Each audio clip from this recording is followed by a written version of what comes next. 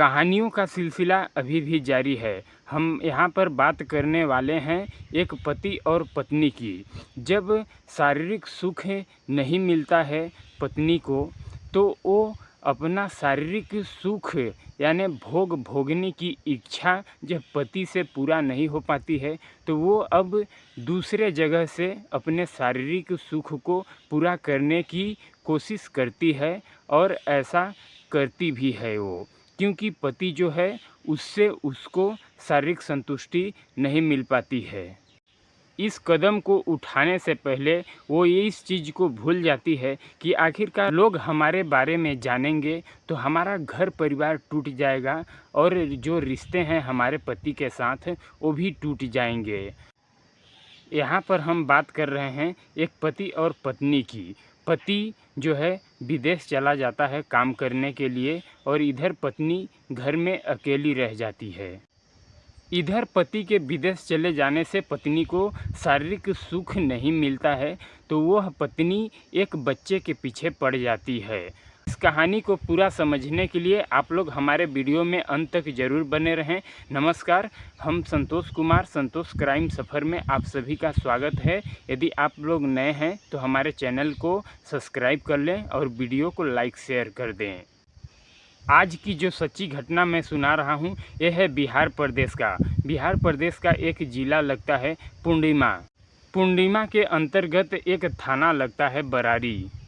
इसी बरारी के अंतर्गत एक गांव लगता है निजमपुर। निजमपुर का रहने वाला एक व्यक्ति होता है जिसका नाम होता है रघु। रघु की उम्र 46 साल है और रघु की पत्नी जिनका नाम शिवानी है उनकी उम्र 44 साल है। शादी के बाद रघु और शिवानी अपने घरों में खुशी खुशी तरह से रहते हैं। शादी के कुछ साल बाद रघु और शिवानी को 2 बच्चे होते हैं और दोनों बच्चे लड़की ही रहती हैं। एक का उम्र 10 साल होता है और एक का उम्र 15 साल होता है। मगर गांव में सब चीज़ तो ठीक ठाक चल रहा होता है, पर पैसों की काफ़ी दिक्कत होती है। फिर रघु एक दिन अपने पत्नी शिवानी से कहता है कि गांव में रह कर के घर की स्थिति कुछ ठीक ठाक नहीं है, तो इसलिए हम बाहर जा कर के काम करना चाहते हैं, ताकि 2 पैसा कमाएंगे तो अपने बच्चियों को ठीक ठाक जगह पढ़ाएंगे और पढ़ा लिखा करके इन्हें योग्य बनाएंगे। और अभी तो बच्चियां छोटी हैं, कुछ साल में इनकी शादी भी करना होगा, तो पैसे नहीं रहेंगे तो आखिरकार इनकी शादी कैसे होगी। इस तरह से रघु अपने पत्नी शिवानी से बातें करता है, पर रघु को एक और चिंता सताती है कि जब हम बाहर चले जाएंगे तो हमारी पत्नी और बच्चियों का देखभाल कौन करेगा, इनका कौन ख्याल रखेगा। इस बात को लेकर के रघु कुछ परेशान रहता है। फिर रघु जाकर के अपने भाई रामवीर से मिलता है और कहता है उनसे कि भाई, हम तो बाहर जा रहे हैं काम करने के लिए, पर आप हमारे परिवार को देख ताक करते रहना। तो उनका बड़ा भाई रामवीर जो रहते हैं वो कहते हैं कि ठीक है, तुम चले जाओ, इनको हम देख लेंगे, ये तो हमारे परिवार ही हैं। फिर इधर रघु निश्चिंत होकर के विदेश चला जाता है काम करने के लिए। इधर समय धीरे धीरे कुछ सालों का बीतता है। इधर रामवीर का एक बेटा होता है जिसका नाम सोनू होता है। उसका उम्र लगभग 14 साल होता है। तो सोनू अक्सर शिवानी के बच्चियों के साथ खेलता रहता है। तो एक दिन शिवानी का नज़र सोनू के ऊपर पड़ता है, तो शिवानी के मन में हवस का भूख जाग जाता है। तो शिवानी मन ही मन सोचती है कि क्यों न हम सोनू के साथ शारीरिक संबंध बनाएंगे तो कितना आनंद आएगा, हमारा जीवन धन्य हो जाएगा। तो शिवानी एक दिन सोनू से कहती है कि सोनू, तुम हमारे घर पर ही रुक जाओ। तो सोनू अक्सर शिवानी के घर पर ही रुकता था, पर उस दिन शिवानी कहती है तो सोनू फिर रुक गया। जब आधी रात होती है तो शिवानी की जो बच्चियां होती हैं वो भी सो जाती हैं और सोनू भी वहीं पर एक चौकी पर सोया रहता है अकेले। फिर शिवानी आधी रात में जाती है और सोनू के पास जाकर के सो जाती है। सोने के बाद फिर शिवानी धीरे धीरे सोनू के बदन पर अपना हाथ सहलाने लगती है। फिर फिर सोनू की नींद खुल जाती है तो सोनू कहता है शिवानी से कि चाची तुम ये क्या कर रही हो। शिवानी कहती है कि थोड़ी देर रुक जाओ, तुम्हें भी मज़ा आने लगेगा। फिर शिवानी एक एक करके सोनू का कपड़ा उतारना शुरू कर देती है और साथ ही साथ अपना भी कपड़ा उतारना शुरू कर देती है। कपड़ा उतारने के बाद शिवानी सोनू के साथ शारीरिक संबंध बना लेती है और बनाने के बाद जब ये सिलसिला शुरू होता है तो रुकने का नाम ही नहीं लेता है। ऐसे में वो जब जब मौका पाती थी, रात में तो बनाती ही थी पर दिन में भी संबंध बनाती थी सोनू के साथ।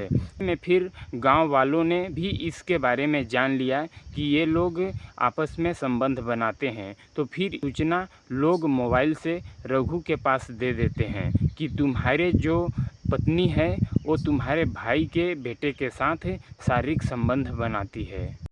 जब विदेश में रघु को इस बात की पता चलती है कि हमारी जो पत्नी शिवानी है वो हमारे भाई के बेटे यानी सोनू के साथ शारीरिक संबंध बनाती है, तो रघु वहीं से गुस्सा हो गया और गुस्सा होने के बाद वहाँ से फ्लाइट का टिकट लेता है और अपने गांव आ जाता है।